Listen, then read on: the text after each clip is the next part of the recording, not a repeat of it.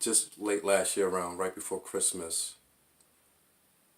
Did we finish?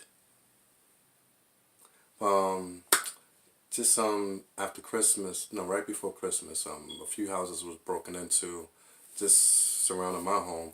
For whatever reason, my home was the only one that wasn't broken into. So that's God's grace, God's blessing. But just be mindful of robberies. There's a spike in robberies. You always want to be mindful, especially when you're carrying large amounts of money. Me, I don't carry large amounts of money. I carry my car. So I have my Wells Fargo, my PayPal, my PNC, whatever it is. They all work over there. There is no problem with using your debit card. The only thing you have to do is call your bank up and say, hey, I'm traveling to Ghana. Can you document that? Or you can even go in your app and do it yourself. It's called Traveler's Assistance. So just tell them the dates and time that you're going to be in Ghana. And they have that on your card so that there's no fraudulent activity before or after you leave Ghana that will be on your card. And permanent residency is the last thing that I'm going to talk about. Me, I sometimes go there and I get visa on arrival. Sometimes I get my visa from DC, but always, if you get your visa from DC, always spend an extra $40 and do a double visa. Before, when I was going, the double visa only lasted for 6 or 12 months, I forget.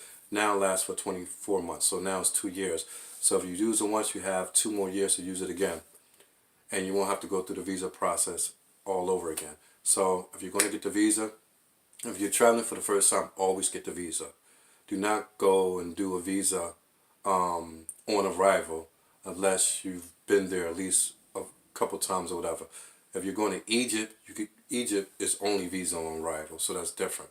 But Ghana, if you haven't been there, I would say just so it's not for trouble in Ghana.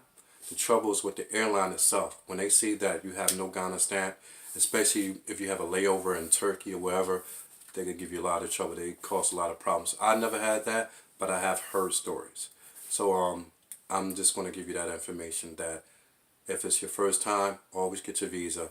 Usually, I would say don't deal with the New York embassy. Deal with the one in D.C. They always been quick. It's never taken me more than a week to get my visa back ever.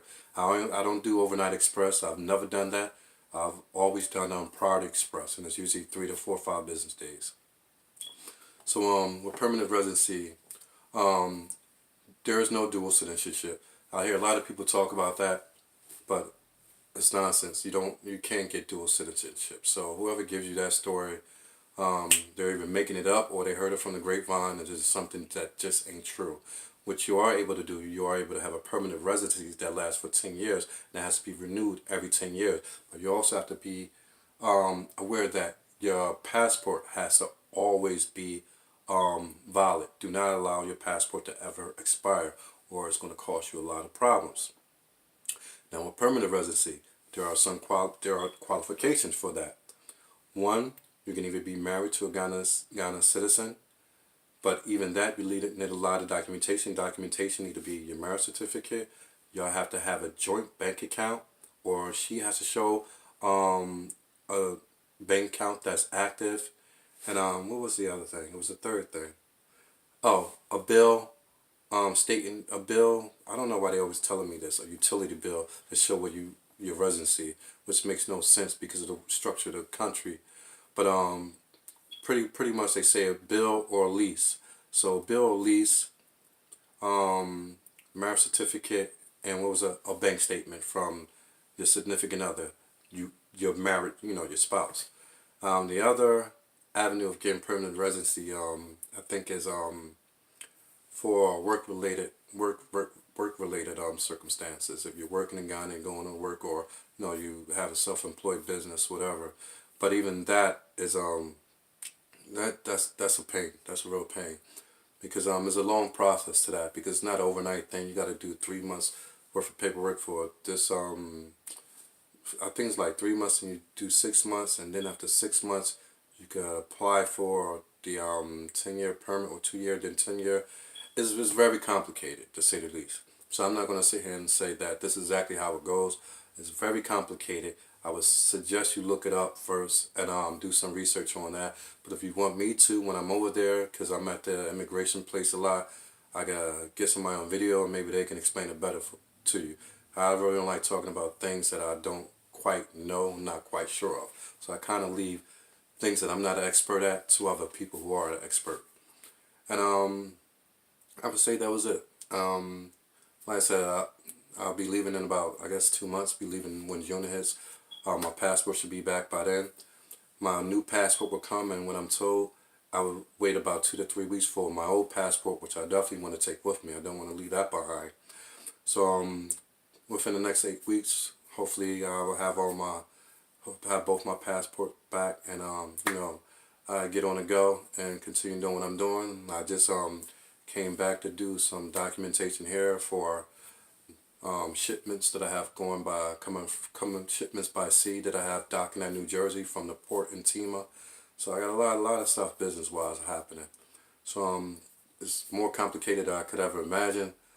Building a company, an international company, is not an easy thing.